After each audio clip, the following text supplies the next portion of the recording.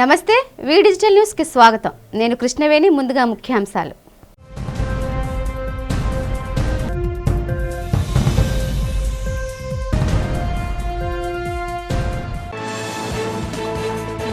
నూతన సంవత్సర వేడుకలకు సిద్ధమైన విశాఖ నగరం.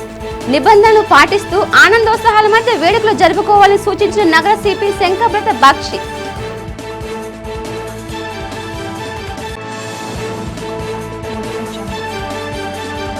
బీసీ వర్గానికి చెందిన విజయానంద్కి రాష్ట్ర చీఫ్ సెక్రటరీ ఇవ్వడం పట్ల హర్షం వ్యక్తం చేసిన టీడీపీ రాష్ట్ర అధ్యక్షుడు పల్లా శ్రీనివాస్. చంద్రబాబు పాలన బీసీలకు స్వర్ణయుగమేనని ప్రశంస.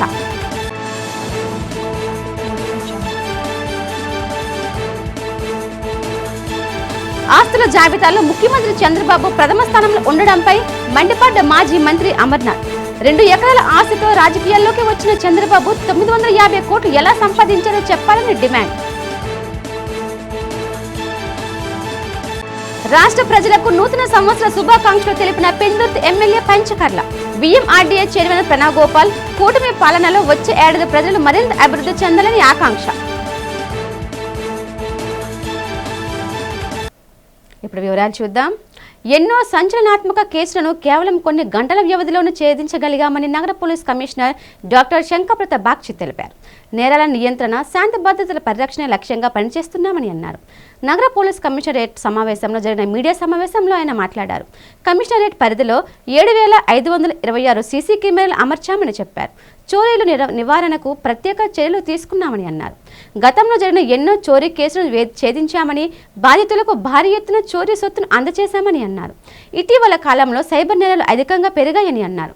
సైబర్ నేరగాళ్ల బారిన పడి మోసపోయిన బాధితులు ఎందరికో న్యాయం చేయగలిగామని స్పష్టం చేశారు. 463 కోట్ల రూపాయలను బాధితులకు అందించామని నగర పోలీస్ కమిషనర్ శంకబ్రత బాక్షి చెప్పారు. నగరంలో గంజాయి, మాదక ద్రవ్యాల నివారణకు తీసుకున్న చర్యలు సత్ఫలితాలు ఇచ్చాయన్నారు. గతంలో ఎన్నడూ లేని విధంగా 8,72,808 ట్రాఫిక్ కేసులు నమోదు చేశామన్నారు. 97,090 వాహనాలను సీజ్ చేశామని అన్నారు. నగరంలో ట్రాఫిక్ క్రమబద్ధీకరణకు ప్రాధాన్యత ఇస్తున్నామని అన్నారు. ప్రజలందరూ శాంతి భద్రతల పరిరక్షణలో తమకు సహకరించాలని ఆయన కోరారు.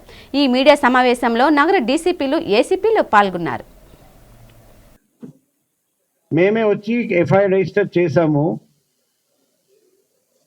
బాగా ఎన్ఫోర్స్మెంట్ కూడా జరిగింది.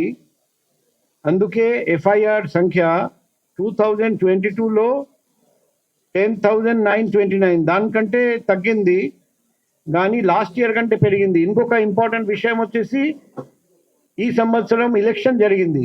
So pre election, election, post election చాలా కేసులు రిజిస్టర్ చేయడం జరిగింది. అందుకే ఈ సంవత్సరం ఎఫ్ఐఆర్ సంఖ్య లాస్ట్ ఇయర్ కంటే ఎక్కువ, కానీ క్రైమ్ మాత్రం పెరగలేదు.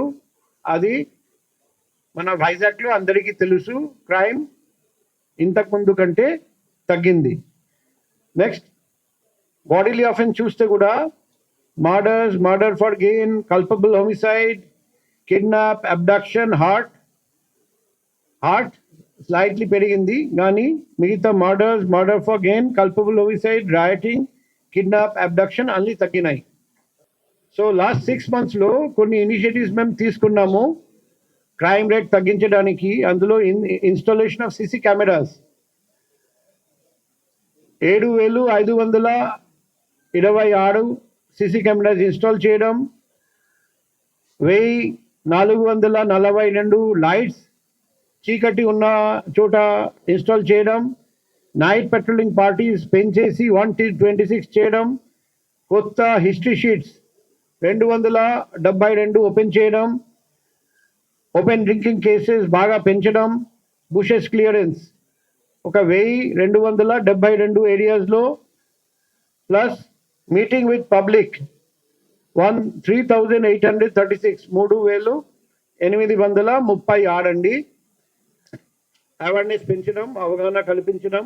నెక్స్ట్ సో ఈ సీసీ కెమెరా చూస్తే కూడా ఎలా పెరిగింది మనం చూపిస్తున్నాం. Similarly 4-wheeler, 2-wheeler patrolling parties బాగా పెంచాము, హిస్టరీ షీట్ ఓపెనింగ్ బాగా పెంచాము. నెక్స్ట్ రాజకీయాల్లోకి వచ్చినప్పుడు కేవలం 2 ఎకరాల భూమి ఉన్న చంద్రబాబు నాయుడు 950 కోట్ల రూపాయలు ఎలా సంపాదించారో చెప్పాలని మాజీ మంత్రి గుడివాడ అమర్నాథ్ డిమాండ్ చేశారు. దేశంలోని ధనిక సీఎం అయిన చంద్రబాబు తన ఆస్తులపై ప్రజలకు సమాధానం చెప్పాలన్నారు. జిల్లా వైసీపీ కార్యాలయం జరిగిన మీడియా సమావేశంలో ఆయన మాట్లాడుతూ చంద్రబాబు బీసీ నేతలు మంత్రులను టార్గెట్ చేశారని ఆరోపించారు. 7 నెలల కాలంలో 1,12,000 కోట్ల రూపాయలు అప్పు చేశారన్నారు. ప్రజలను నమ్మించి మోసం చేసిన పార్టీ కూటమిదని, ఇచ్చిన మాటను నిలబెట్టుకున్న పార్టీ వైఎస్ఆర్సీపీ అని అన్నారు. కూటమి పాలనలో రాష్ట్ర ప్రజలు అనేక ఇబ్బందులు ఎదుర్కొంటున్నారని గుడివాడ ఆవేదన వ్యక్తం చేశారు. సూపర్ 6 అని చెప్పి ప్రజలను మోసం చేశారని దుయ్యబట్టారు. మహిళలకు ఉచిత బస్సు ప్రయాణం ఎప్పుడని, ఒక్కొక్క మహిళలకు 1,500 రూపాయలు ఎప్పుడు ఇస్తారని రాష్ట్ర ప్రభుత్వాన్ని సూటిగా ప్రశ్నించారు. ప్రజా సమస్యలపై రానున్న రోజుల్లో పెద్ద ఎత్తున ఆందోళన కార్యక్రమాలు నిర్వహిస్తామని గుడివాడ అమర్నాథ్ స్పష్టం చేశారు. అధికారంలోకి వచ్చినటువంటి కూటమి ప్రభుత్వం ఏం చేసింది? 7 నెలల్లో ఏం ఘనత సాధించింది? ప్రజలు ఆ మేరకు ఇచ్చినటువంటి తీర్పుకి ప్రజలు తీసుకున్నటువంటి నిర్ణయం మంచిదే అనేటువంటి విధంగా వారు పనిచేశారా లేదా అనేటువంటి దానికి మొదటి ఈ 7 నెలలు ఒక ఉదాహరణ అనేటువంటి విషయానికి సందర్భంగా మీ ద్వారా తెలియజేస్తా ఉన్నాం. అధికారంలోకి రాగానే చంద్రబాబు నాయుడు గారు ప్రప్రథమ సంతకం మీ అందరికీ తెలుసు డిఎస్సి మీద పెట్టారు. డిఎస్సి ద్వారా దాదాపు 6,700 మందికి ఉద్యోగ అవకాశాలు కల్పిస్తామని చెప్పి తొలి సంతకం ఏమైపోయిందో ఒకసారి సమాధానం చెప్తే బాగుంటుందని చెప్పి మీ ద్వారా అడుగుతా ఉన్నాం. దానికి సంబంధించినటువంటి నోటిఫికేషన్ లేదు, దానికి సంబంధించినటువంటి షెడ్యూల్ లేదు. తీరా 7 నెలలు కాలం గడిచిపోయింది. ఏం జరగబోతుందో తెలియనటువంటి పరిస్థితుల్లో పాపం ఆశ పెట్టుకున్నటువంటి ఆ యువత ఈరోజు ఏమైపోతామో తెలియనటువంటి పరిస్థితిలో యువత ఉన్నారు. అలాగే అనేక కార్యక్రమాలు, 1 కాదు 2 కాదు, అనేక పథకాలు ఇస్తామని చెప్పి మాకు అధికారం ఇస్తే సూపర్ 6 ఇస్తాం, అన్ని వర్గాలకి మేలు చేస్తాం, గతంలో జగన్మోహన్ రెడ్డి గారు ఇచ్చినటువంటి సంక్షేమ పథకాల కన్నా ఎక్కువ ఇస్తాం, మాకు అవకాశం ఇవ్వండి అని చెప్పి అధికారంలోకి వచ్చినటువంటి ప్రభుత్వం. ఉదాహరణకి మొన్ననే 13వ తారీఖున రాష్ట్ర వ్యాప్తంగా పెద్ద ఎత్తున రైతుల పక్షాన పోరాటం చేసింది వైఎస్ఆర్ కాంగ్రెస్ పార్టీ జగన్మోహన్ రెడ్డి గారి పిలుపు మేరకు. తీరా చూస్తే ఏదైతే వారు అధికారంలోకి వచ్చిన తర్వాత ఇస్తామన్నటువంటి 20,000 రూపాయలు పెట్టుబడి సాయం కింద ఇస్తానన్నటువంటి 20,000 రూపాయలు ఏమైపోయిందని చెప్పని అడిగితే సమాధానం చెప్పేటువంటి పరిస్థితిలో ప్రభుత్వం లేదు. అమ్మఒడి కింద 15,000 రూపాయలు ఇస్తామని చెప్పి ఎంతమంది పిల్లలు ఉంటే అంతమందికి ఇస్తామని చెప్పినటువంటి అమ్మఒడి లేదు. మహిళలకి 18 సంవత్సరాలు నిన్నటువంటి ప్రతి మహిళకి నెలకి 1,500 రూపాయలు ఇస్తామన్నటువంటి ఆ పథకం లేదు. ముఖ్యమంత్రి నారా చంద్రబాబు నాయుడు బీసీలకు అధిక ప్రాధాన్యత ఇస్తున్నారని టీడీపీ రాష్ట్ర అధ్యక్షులు ఎమ్మెల్యే పల్లా శ్రీనివాస్ అన్నారు. నగరంలోని జిల్లా టీడీపీ కార్యాలయంలో జరిగిన మీడియా సమావేశంలో ఆయన మాట్లాడుతూ ఆంధ్ర రాష్ట్రం అవతరించిన తర్వాత తొలిసారిగా ప్రభుత్వ ప్రధాన కార్యదర్శిగా బీసీ కులానికి చెందిన విజయానందుని విజయించడం జరిగిందన్నారు. అదేవిధంగా చంద్రబాబు కేబినెట్లో బీసీలకు పదవులతో పాటు ఎందరో బీసీ నేతలకు అనేక నామినేటెడ్ పోస్టులు ఇచ్చారన్నారు. అర్హులైన బీసీ అధికారులకు అగ్రతాంబూలం ఇచ్చిన ఘనత చంద్రబాబుదేనని అన్నారు. గత సర్కార్ కేవలం రెడ్డి సామాజిక వర్గానికి అన్ని పదవులు ఇచ్చిన విషయాన్ని పల్లా శ్రీనివాస్ గుర్తు చేశారు. జగన్ రెడ్డి అతని అనుచరులు రాష్ట్రాన్ని రాబందులా దోచుకుతున్నారని విమర్శించారు. 2024లో ప్రజలు కూటమి ప్రభుత్వానికి అధికారం ఇచ్చినందుకు కృతజ్ఞతలు తెలిపారు. ప్రజా సంక్షేమానికి రాష్ట్ర అభివృద్ధికి కూటమి ప్రభుత్వం చిత్తశుద్ధితో పనిచేస్తుందని చెప్పారు. ఈ సంవత్సరం పోరాటంతో పాటు సంతోషాన్ని కూడా ఇచ్చింది ఆ ప్రతిఫలం వచ్చినందుకు. కనుక మరి 2024కి ఈరోజుతో మనం గుడ్ బై చెప్తూ 2025కి స్వాగతం పలుకుతూ మీ అందరికీ కూడా నూతన సంవత్సర శుభాకాంక్షలు తెలియజేస్తున్నాను. మరి వచ్చే ఏడాది అందరూ కూడా సంతోషంగా ఉండాలి, అందరూ హ్యాపీగా ఉండాలని చెప్పేసి కోరుకుంటూ తెలుగుదేశం పార్టీ అలాగే కూటమి ప్రభుత్వం బీసీలకు అధిక ప్రాధాన్యత ఇస్తుంది అని తెలియజేయడానికి మరి ఈ ప్రెస్ మీట్ పెట్టడం జరిగింది. ఈరోజు మీరు చూసుకుంటే ఈ రాష్ట్ర ముఖ్యమంత్రి వర్యులు తెలుగుదేశం పార్టీ వ్యవస్థాపకులు మరి క్షమించారు, ఈ రాష్ట్ర ముఖ్యమంత్రి వర్యులు జాతీయ అధ్యక్షులైనటువంటి శ్రీ నారా చంద్రబాబు నాయుడు గారు బీసీల పక్షపాతిగా అలాగే కూటమి నాయకులు బీసీలకు అధిక ప్రాధాన్యత ఇస్తారు అనడానికి ఈ రాష్ట్రంలో ఎప్పుడూ లేని విధంగా ఒక బీసీని ఈ రాష్ట్ర చీఫ్ సెక్రటరీగా విజయానందని మరి తీసుకొచ్చి 1992 ఐఏఎస్ ఆఫీసర్ ఒక బీసీ కులానికి చెందినటువంటి ఆయన్ని ఈరోజు చీఫ్ సెక్రటరీగా చేసి బీసీలకు అధిక ప్రాధాన్యత ఇస్తుంది కూటమి ప్రభుత్వం అనడానికి ఇది నిదర్శనం అని చెప్పి మీ అందరికీ తెలియజేస్తున్నాను. జీవీఎంసీ పరిధిలోని అన్ని ప్రాంతాల అభివృద్ధి లక్ష్యంగా పనిచేస్తున్నామని నగర మేయర్ గొలగాని హరివెంకట కుమారి అన్నారు. జీవీఎంసీ ప్రధాన కార్యాలయంలో సమావేశ మందిరంలో మీడియాతో నిర్వహించారు. ఈ ఏడాది చేపట్టిన అభివృద్ధి, చేపట్టబోయే కార్యక్రమాల గురించి వివరించారు. కోట్లాది రూపాయలు వెచ్చించి ప్రజలకు ఎన్నో మౌలిక వసతులు కల్పించామన్నారు. జీవీఎంసీ పరిధిలో కోట్లాది రూపాయలతో పలు అభివృద్ధి కార్యక్రమాలకు విజయవంతంగా పూర్తి చేశామని అన్నారు. రాబోయే రోజుల్లో మహావిశాఖను మరింత అభివృద్ధి చేయడమే లక్ష్యంగా పనిచేస్తున్నానని చెప్పారు. భవిష్యత్తులో విశాఖ అంతర్జాతీయంగా గొప్ప నగరంలో ఎదిగేలా పాలకపక్షం కృషి చేస్తుందని మేయర్ గొలగాని హరివెంకట కుమారి తెలిపారు.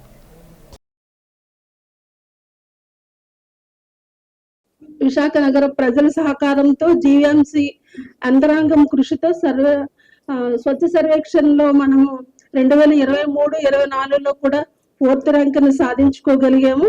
అంతేకాకుండా 3 సార్లు మనం వాటర్ ప్లస్ ధృవీకరణను, అలాగే 5 star garbage free city rating ను విశాఖ నగరం సొంతం చేసుకోవడం జరిగింది. 2020-24 స్వచ్ఛ సర్వేక్షణలో ప్రజా సహకారంతో దేశంలోనే ప్రథమ పరిశుభ్ర నగర స్థాయిని మనం విశాఖ నగరం దక్కించుకోవడం కూడా జీవీఎంసీ కృషి చేసిందని తెలియజేస్తున్నాము.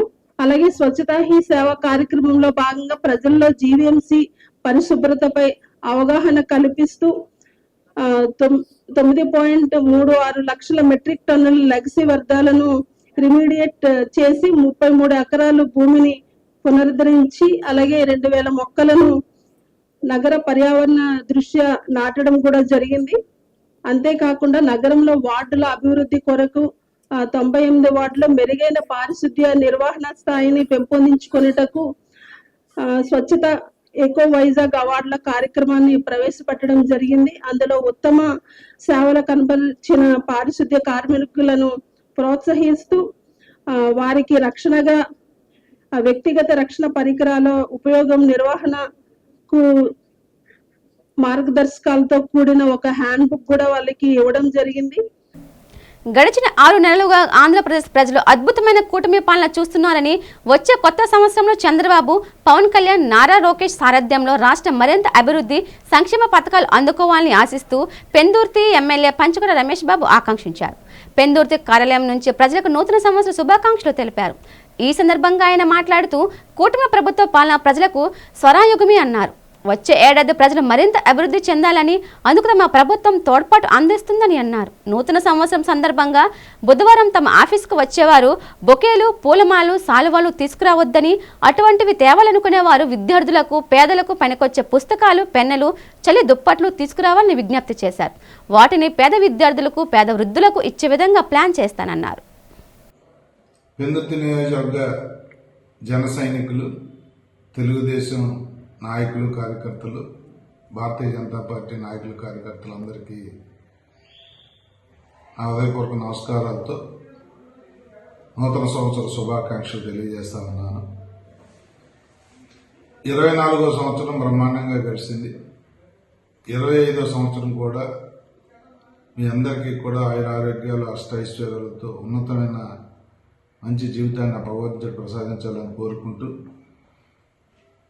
1వ తారీఖు నన్ను కలవటానికి వచ్చే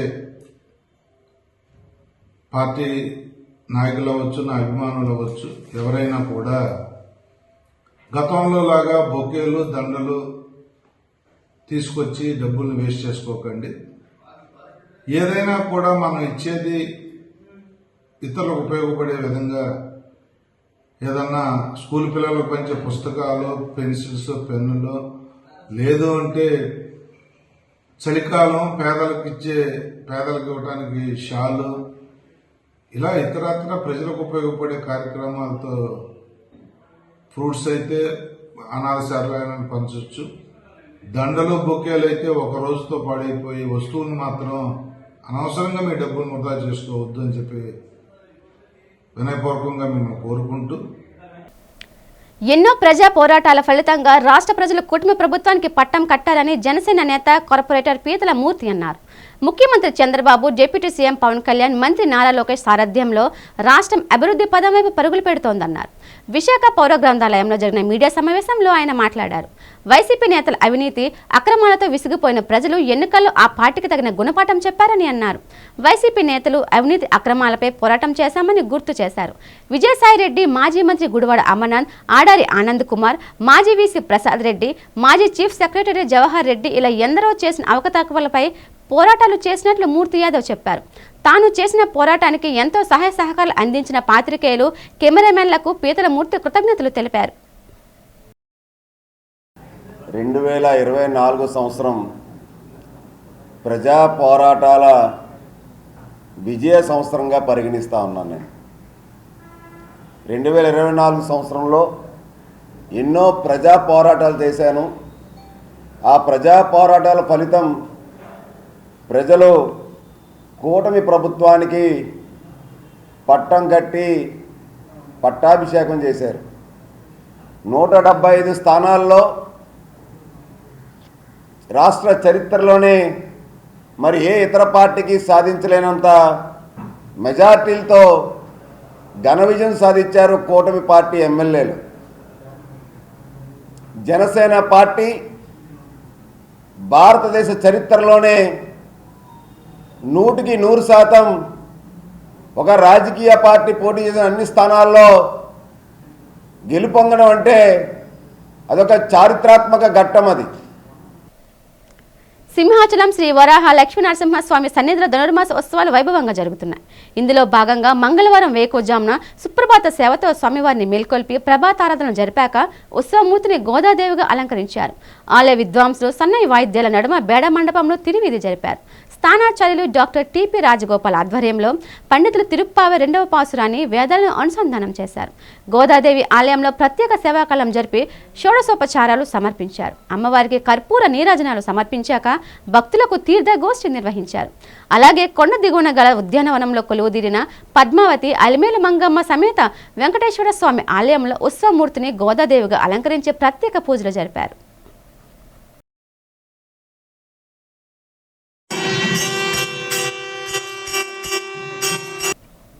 దళితులకు, మహిళలకు జరుగుతున్న అన్యాయాలపై సీనియర్ న్యాయవాది పాక సత్యనారాయణ తీవ్ర ఆగ్రహం వ్యక్తం చేశారు. జీవీఎంసీ లీగల్ కౌన్సిల్ ఎంపికలు దళితులు, మహిళలకు తీరని అన్యాయం చేస్తున్నారని ఆరోపించారు. విజేఎఫ్ ప్రెస్ క్లబ్లో జరిగిన మీడియా సమావేశంలో ఆయన మాట్లాడుతూ లీగల్ సెల్ నియామకాలు రాజ్యాంగ విరుద్ధంగా జరుగుతున్నాయని అన్నారు. రిజర్వేషన్ల విధానాన్ని తుంగలోకి తొక్కి ఇష్టానుసారం నియామకాలు చేస్తున్నారని మండిపడ్డారు. ఈ విషయంపై పలుమార్లు జీవీఎంసీ కమిషనర్కు ఫిర్యాదు చేసినా ఫలితం లేకపోయిందని సత్యనారాయణ ఆవేదన వ్యక్తం చేశారు. జీవీఎంసీ లీగల్ కౌన్సిల్ ఎంపికలో దళితులకు, మహిళలకు న్యాయం చేయకపోతే న్యాయ పోరాటం చేస్తామని హెచ్చరించారు. రొట్టు కోసం అధికారంలో ఉన్న రాష్ట్రం కానీ దేశంలో కానీ రొట్టుని ఎరగా వేసి దాన్ని ముక్కలుగా చేసి చివరికి 2 పిల్లులు లేకుండా కోతి తినేసి చెట్టెక్కేస్తుంది. అదే సందర్భంగా ఈ రోజున రాష్ట్రంలో కానీ దేశంలో కానీ జరుగుతుంది మాలామాదిల పరిస్థితి. ఇటీవల కాలంలో మన జీఎంసీ ఒక లీగల్ స్టాండింగ్ కౌన్సిల్ని కాల్ఫర్ చేయటం జరిగింది. ఏ డేట్ అంటే 21/12/2024ని కాల్ఫర్ చేశారు. ఆ నోటిఫికేషన్లో ప్రాసెస్ పాయింట్ ఎక్కడ ఇంప్లిమెంట్ చేయకుండా వేగ్గా అంటే ఓపెన్ కేటగిరీలో ఉమెన్ కూడా చూపించాల. 33% ఉన్న ఉమెన్స్ను కూడా రోస్టర్ పాయింట్ చూపించకుండా, అలాగే ఎస్సీ మొత్తం రోస్టర్ పాయింటే ఎగరగొట్టారు. ఎస్సీ ఉమెన్, ఎస్సీ జనరల్ కూడా ఉండేది. 2 కూడా మీకు క్లారిటీగా ఇవ్వటం జరిగిందండి. రాష్ట్ర ప్రజలకు వీఎంఆర్డీఏ చైర్మన్ ప్రణవ్ గోపాల్ నూతన సంవత్సర శుభాకాంక్షలు తెలిపారు. కూటమి పాలనలో ఈ 6 నెలల పాలన ప్రజా సంక్షేమంతోనే సాగిందన్నారు. వచ్చే కొత్త సంవత్సరంలో ముఖ్యమంత్రి చంద్రబాబు పాలనలో పవన్ కళ్యాణ్, నారా లోకేష్ సారథ్యంలో వీఎంఆర్డీఏ ప్రజలకు చేరువయ్యే విధంగా కొత్త ప్రాజెక్టును ఏర్పాటు చేస్తుందన్నారు. అందులో భాగంగా పేద, మధ్యతరగతి ప్రజలకు అందుబాటులో ఉండే విధంగా NTR smart layout, MIG houses అందుబాటులోకి తెస్తుందన్నారు. వచ్చే 2025 సంవత్సరంలో రాష్ట్ర ప్రజలందరికీ తమ ప్రభుత్వం అభివృద్ధి, సంక్షేమ ఫలాలు అందిస్తుందన్నారు. ఆంధ్రప్రదేశ్ రాష్ట్రంలో ప్రజలందరికీ కూడా పేరు పేరున నూతన సంవత్సర శుభాకాంక్షలు. 2024 సంవత్సరం ఆంధ్రప్రదేశ్ రాష్ట్రంలో Telugu Desam party, Janasena party, BJP party కూటమి ప్రభుత్వం ఏర్పాటు చేసుకుని ఆంధ్రప్రదేశ్ రాష్ట్రంలో ప్రతి ఒక్క పౌరులు కూడా తమ యొక్క ఓటు హక్కును వినియోగించుకొని ఆంధ్రప్రదేశ్ చరిత్రలో ఎనలేని విజయాన్ని ఆంధ్రప్రదేశ్ ప్రజలందరూ కూడా అందించడం జరిగింది. 2025 సంవత్సరం తెలుగుదేశం పార్టీ జాతీయ అధ్యక్షులు, ముఖ్యమంత్రి శ్రీ నారా చంద్రబాబు నాయుడు గారు నాయకత్వంలో మంత్రివర్యులు శ్రీ నారా లోకేష్ గారు, అదేవిధంగా పవన్ కళ్యాణ్ గారు ఆలోచన విధానంతో ఆంధ్రప్రదేశ్ రాష్ట్రం తప్పనిసరిగా మనందరం కూడా తోడ్పాటు అభివృద్ధి చేసుకుందాం. అదేవిధంగా పిఎంఆర్డీఏ పరిధిలో మధ్యతరగతి ప్రజలకు అందుబాటులో ఉండే విధంగా ఎంఐజీ లేఅవుట్లు, ఎన్టీఆర్ స్మార్ట్ లేఅవుట్స్ కూడా తీసుకురావడం జరిగింది. ప్రజలకు అందుబాటులో ఉండే విధంగా పర్యాటకం కూడా మేము అభివృద్ధి చేయడం జరుగుతుంది. 2025 సంవత్సరం మీకు మనందరికి కూడా బాగా అందరం అభివృద్ధి చెందాలి, అన్ని విధాలు కూడా అందరికీ బాగుండాలని మరోసారి తెలియజేసుకుంటూ నూతన సంవత్సర శుభాకాంక్షలు. సమాజంలోని నిరుపేదలు, అనాథలు, వికలాంగులు, వృద్ధులు, మానసిక వికలాంగులకు సహాయం చేయడమే తన లక్ష్యమని సహాయ ఫౌండేషన్ దైవ సన్నిధి chairman doctor K. Srinivas K. Kailas తెలిపారు. అక్కేపాలెం 80 ఫీట్ రోడ్లో గల ఆనంద్ క్రిస్మస్ పేరుతో వేడుకలు నిర్వహించారు. అనాథల కోసం ప్రత్యేకంగా ఈ వేడుకలు నిర్వహించారు. ఈ సందర్భంగా డాక్టర్ కె. శ్రీనివాస్ మాట్లాడుతూ ఈ వేడుకల్లో పాల్గొన్న వారికి భోజనం పెట్టి దుస్తులు ఇవ్వడంతో పాటు కానుకలు అందజేస్తామన్నారు. ఇరుగు పొరుగు వారిని ప్రేమిస్తూ వారికి సహాయపడాలన్నారు. సహాయ ఫౌండేషన్ దైవ సన్నిధి ఆధ్వర్యంలో నిరంతరం అనేక సేవా కార్యక్రమాలు నిర్వహిస్తున్నామని చెప్పారు. తమ ఫౌండేషన్ ఆధ్వర్యంలో నిరంతరం పేదలు, అనాథలకు సేవా కార్యక్రమాలు నిర్వహిస్తూనే ఉన్నామని అన్నారు. అనాథ పిల్లలను దత్తత తీసుకొని వారికి విద్యాబుద్ధులు నేర్పిస్తున్నామని తెలిపారు. ప్రతి ఒక్కరూ సమాజంలోని పేదలకు సేవా కార్యక్రమాలు చేస్తే దేశంలో పేదరికమే ఉండదని డాక్టర్ కె. శ్రీనివాస్ అభిప్రాయపడ్డారు.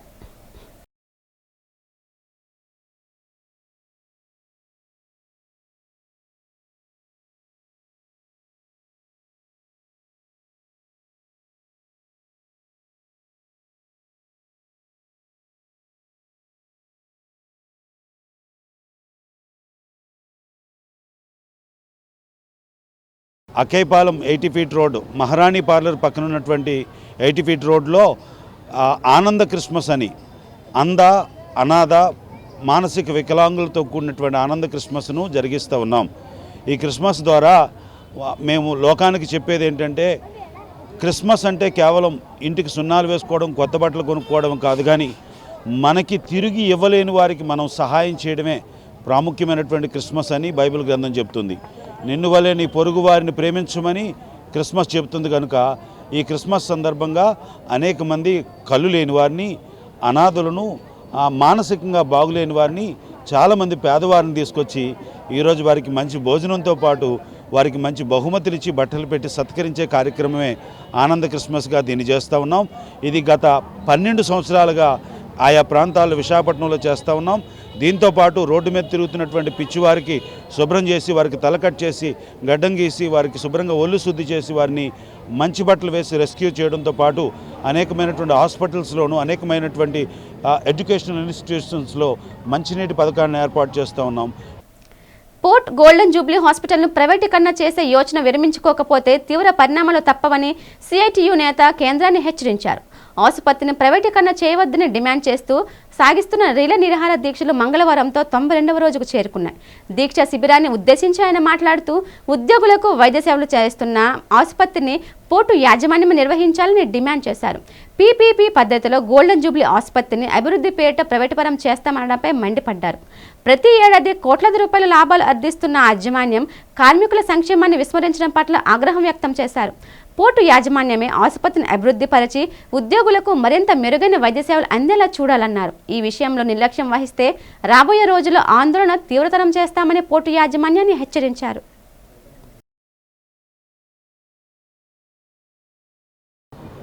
పోర్టు గోల్డెన్ జూబ్లీ హాస్పిటల్ పీపీపీకి ప్రైవేటు వాళ్ళకి ఇవ్వద్దని, స్వంత నిధులతోటి అభివృద్ధి చేయాలని చెప్పేసి డిమాండ్ చేస్తూ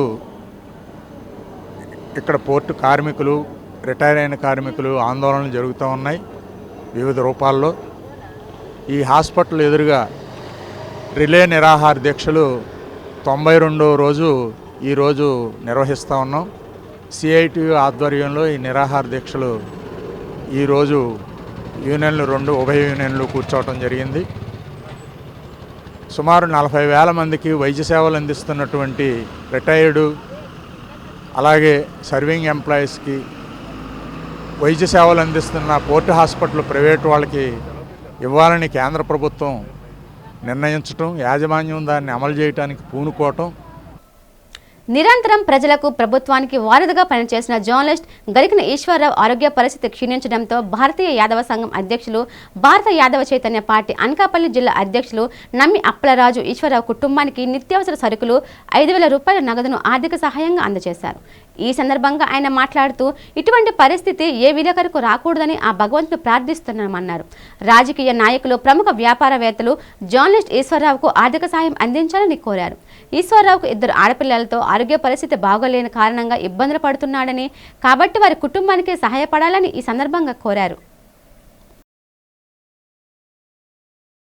హాస్పిటల్లో తిరుగుతుండగా అలాగే బ్రెయిన్ స్ట్రోక్ కూడా ఎఫెక్ట్ అవడం వల్ల మనిషి కదలలేని పరిస్థితి ఉంది. ఆయనకి ఈరోజు పరామర్శించడానికి ఇవాళ నేను రావడం జరిగింది. అలాగే నాకు తోచిన కాడికి నెల సరుకులు అలాగే కొంత ఒక 5,000 రూపాయల క్యాషు వీని ఇవ్వడం జరుగుతుంది ఈరోజు. అయితే ఆయనకి ఎవరైనా అవకాశం ఉంటే, ఎందుకంటే ఆయన అందరికీ ఉపయోగపడిన వ్యక్తి, చాలా సంవత్సరాల బట్టి నాకు తెలుసు కాబట్టి ఆయనకి చాలామందికి ఆయన ఉపయోగపడ్డాడు.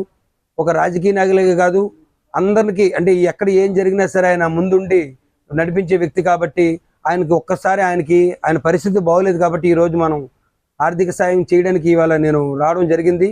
అలాగే ఒకసారి ఆయన పరిస్థితి చూసి నాకు చెల్లించిపోయాను.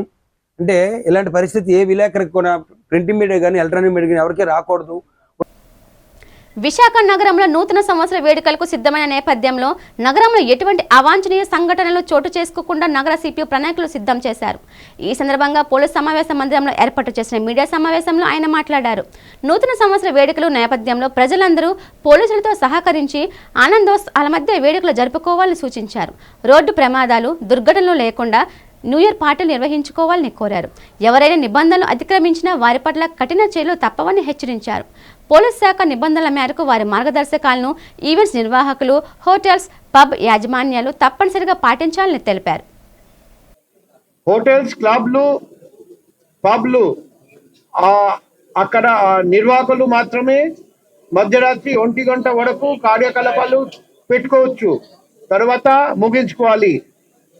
AP public safety measures enforcement act 2013 ప్రకారం పనిచేయాలి. ప్రొవిజన్స్ ఉల్లంఘిస్తే యాక్షన్ ఉంటుంది.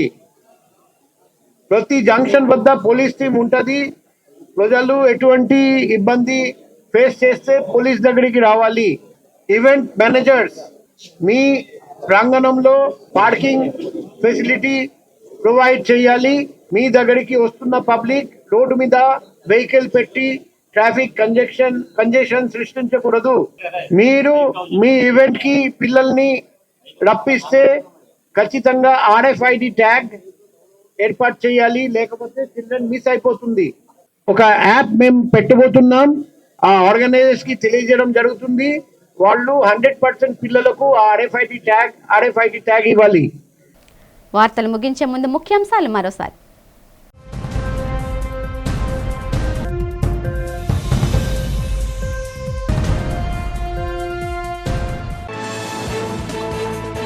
నూతన సంవత్సర వేడుకలకు సిద్ధమైన విశాఖ నగరం. నిబంధనలు పాటిస్తూ ఆనందోత్సాహాల మధ్య వేడుకలు జరుపుకోవాలని సూచించిన నగర సిపి శంకరప్రత బాక్షి.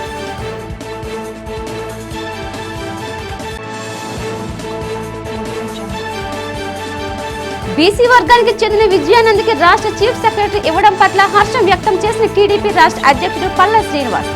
చంద్రబాబు పాలన బీసీలకు స్వర్ణయుగమేనని ప్రశంస.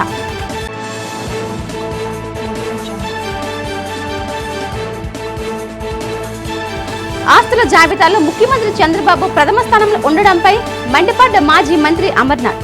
2 ఎకరాల ఆస్తితో రాజకీయాల్లోకి వచ్చిన చంద్రబాబు 950 కోట్లు ఎలా సంపాదించారో చెప్పాలని డిమాండ్. రాష్ట్ర ప్రజలకు నూతన సంవత్సర శుభాకాంక్షలు తెలిపిన Pendurthi MLA Panchakarla. VMRDA chairman Pranav Gopal కూటమి పాలనలో వచ్చే ఏడాది ప్రజలు మరింత అభివృద్ధి చెందాలని ఆకాంక్ష. ఈ వార్తలు ఇంతటితో సమాప్తం. చూస్తూ ఉండండి డిజిటల్ న్యూస్. నమస్తే.